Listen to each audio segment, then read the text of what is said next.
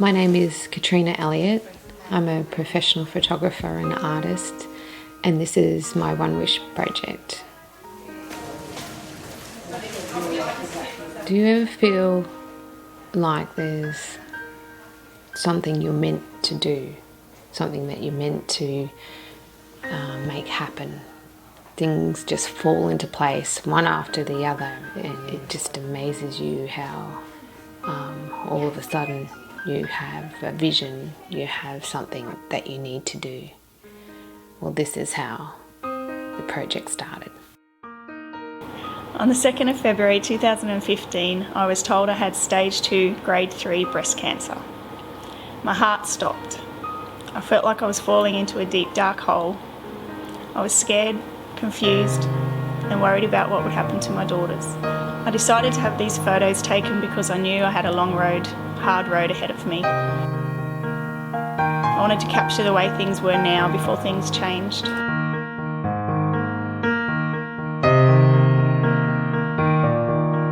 I wanted the girls to also have something special to keep and to look back on if needed, as things would probably be a little hard on them as well. Words can't explain how I felt when I opened my eyes and saw all the beautiful cranes, all those colours. And then I was told about all the effort that everyone went to do this. I was overwhelmed. I couldn't believe people had done something so special for me. Is your eyes closed? They are. He's good. Just go straight to the middle side.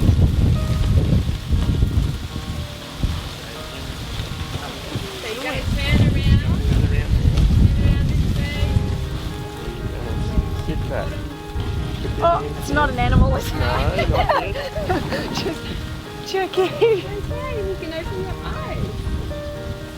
Oh my God. After your phone call, I kept thinking to myself, I want this photo shoot to be special. I want it to be like no other that I've ever done before. I wanted it to be bright and colourful and full of hope. And at the same time, Rory was doing some work at school on the Japanese culture, and I remember reading about the cranes and the belief of if you fold 1,000 cranes and you give it to someone, you're granting them a wish. With only a few days to the photo shoot, I had no idea how I was going to get 1,000, but I thought maybe if we've got a couple of hundred to just make a little impact on the photo shoot to let you know that all your friends and everyone are thinking about you. So I set about, I had clients that came in to do newborn shoot, and I'd say to them, would you mind watching this video and just helping me out making a couple of cranes, and they were only too happy to pass the baby over and take the paper in their hand. I also had asked a few of your friends as well if they could help me, and they were busy making those. Nicole had Rain and Horn folding cranes, which was awesome. I had a little thought, and I heard that you had worked at the port, so I rang the comms girls and said, do you think you can help me make some? And the answer of course was yes, definitely. So later on that next afternoon, I think they'd made around 400, and then had a chat to a few of them, and then they'd made more, and they ended up making over 900 cranes, which was just amazing. Pretty much the whole port stopped. People were making them their lunch hours and taking them home and making it. It was just amazing.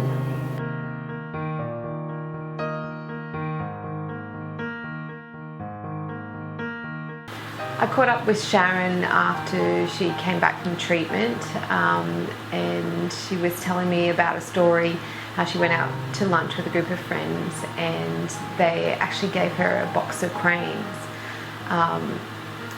It was awesome to see. I couldn't believe that the impact of that photo shoot had spread.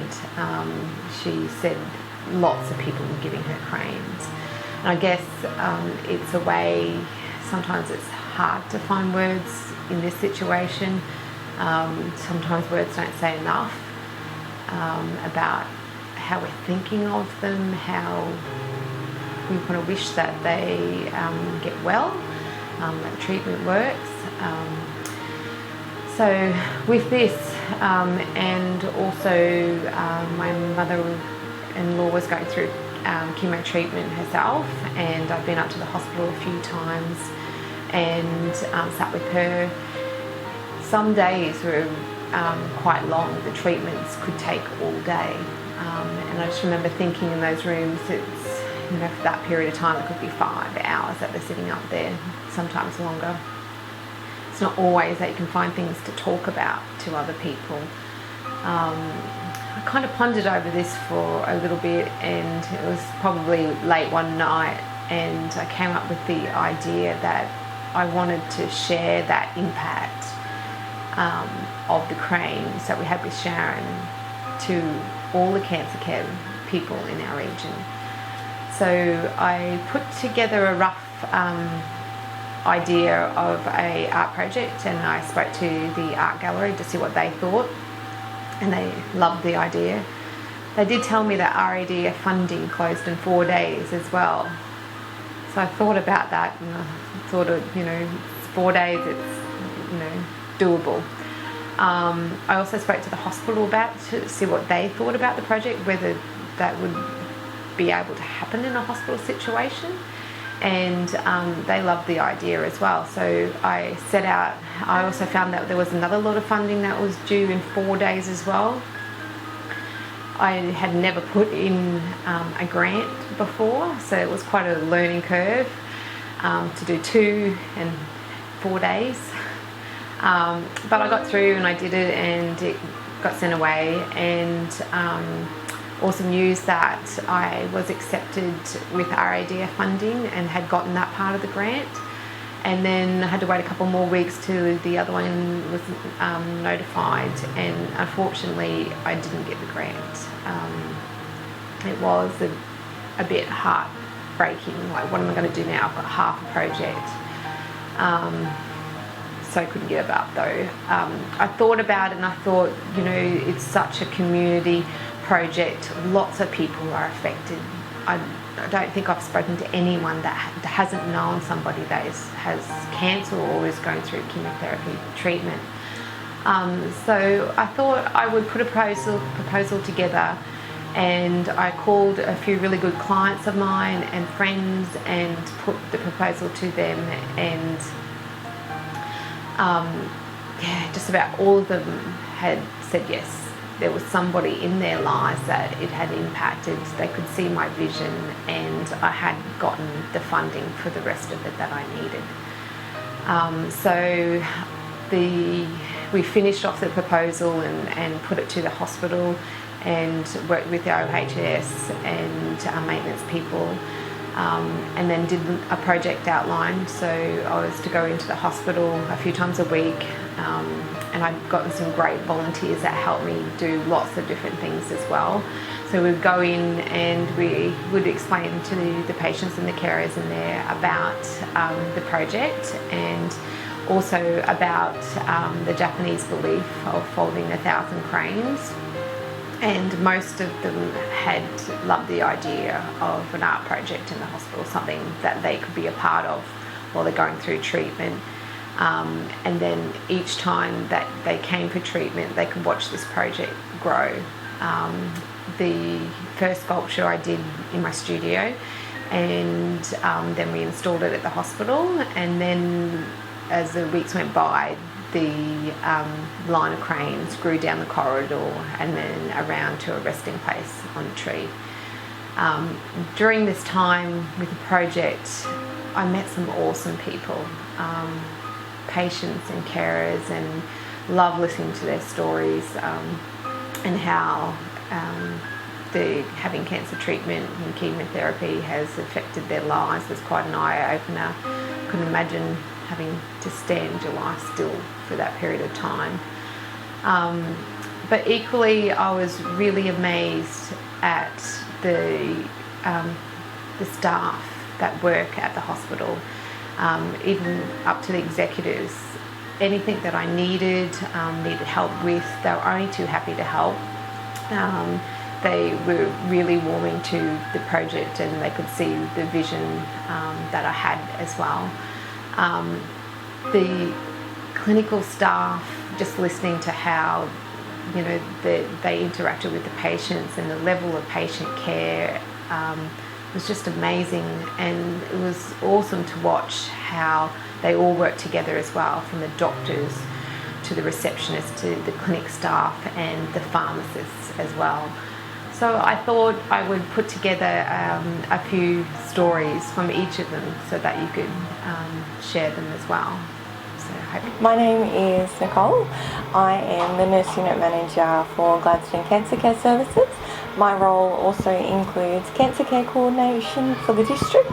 So Cancer Care Services in Gladstone includes our oncology day unit where we give chemotherapy. We also have a palliative care service, and we have a McGrath breast cancer nurse. Part of my role is to manage the day-to-day function of each unit, but also to provide care coordination for any patients that are going through their journey with their cancer diagnosis. So I originally got into cancer care working in Mount Isa. I worked with a fantastic oncologist up there. I think the patients itself really make why you come to work. We're forever humbled every day when we come to work by the patients we see, the people we meet, the family members. They're going through a really difficult journey, and the fact that they can be so open and welcoming and accepting, it really shows what the human nature is capable of. And I think that's what makes me get up every day and come to work. Katrina approached me with the project and I was extremely excited to participate. I thought it was a really good opportunity for the patients, and it's just, you read the project and it's just one of those projects that gives you goosebumps and a warm fuzzy feeling, and you just think, this is something that could actually make a difference to a patient's treatment. The staff have been participating. It gives you another avenue to talk to patients. It's not just, these are my side effects, these are my symptoms, this is my cancer. It makes it more about, it brings some colour, it brings some life, it, even fine motor skills in. So, from my point of view, I was absolutely willing and ecstatic to be able to participate. And I think the patients have definitely gained a lot from it. They see the sculpture as you walk down a corridor, and, even family members that walk past, other patients, other wards, other departments have all really been, why is there a hole in the wall, which isn't a hole in the wall, it's cranes escaping. And I think it's added a bit of colour, it's added a bit of, life to the hospital. A lot of patients comment when they come in that it's a very clinical environment. They're in a chair, they're having IV fluids. So to give them this is, something that, can enhance the experience for them. And I think we've all been very grateful to be able to participate. And when you see the work that the patients and the staff have done, and Katrina has done, the sculpture looks phenomenal, the cranes look phenomenal, and it's just a really beautiful picture and a really beautiful project. Hi, my name's Caroline and I'm a local here at Gladstone. I'm here at the hospital doing stage 4 of my chemo because I have breast cancer stage 3. My chemo treatment's been alright. I haven't been too sick, just a lot tired. The ladies up here are very, very lovely. Love coming and seeing their smiling faces. And I'm glad that I don't have to go to Brisbane for my treatment. I can just do it here. It saves a lot of hassles of travelling, which is great. I come up here for about 3 hours on a normal chemo session, but sometimes I've had to be up here. The first time I had to be up here for 8 hours, and if they change the chemo, you'll be up here for about 5 hours. but it's all right being up here for a long period of time because they have blueberry muffins and a nice cup of tea, and they provide lunch as well, which is quite good. The thing about my treatment is my hair. I've lost all my hair, and I used to love styling my hair and putting gel in it, and every time I go to work, but I can't do that now. But we see the funny side of it at home. Getting rushed out the door, and I say, hang on a second, I need to brush my hair. I haven't brushed my hair yet. So we have a good laugh about that. Good. So my name's Morgan. I'm the chemo pharmacist at the Gladstone Hospital. I've been in this position for a little over a year now.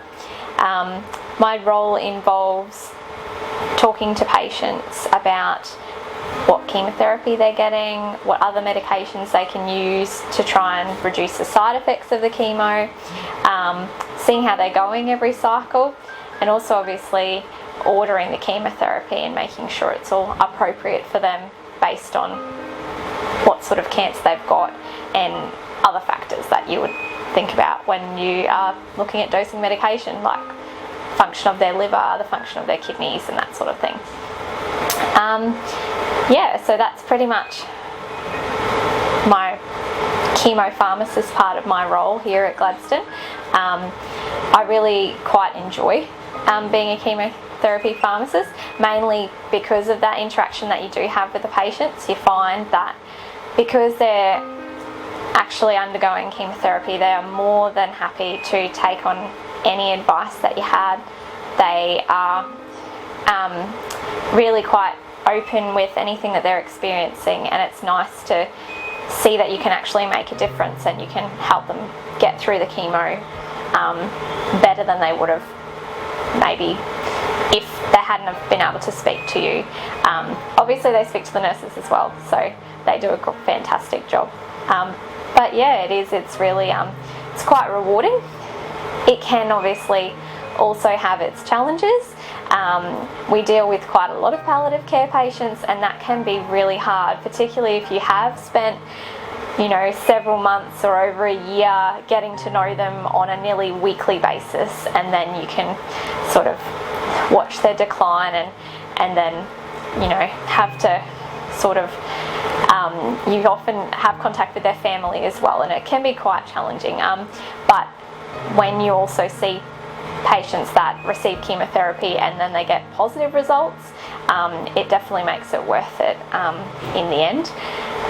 From a pharmacy perspective, it's amazing what chemotherapy is now to what it was even 10 years ago. It's come a long way. We get a lot more success depending on what sort of diagnosis you have. Just because you've got cancer doesn't mean that you've got a death sentence. So there's a lot more hope in the land of chemotherapy nowadays, and yeah, and it's also very interesting because there's lots of new and exciting drugs always coming on the market that we get to use. And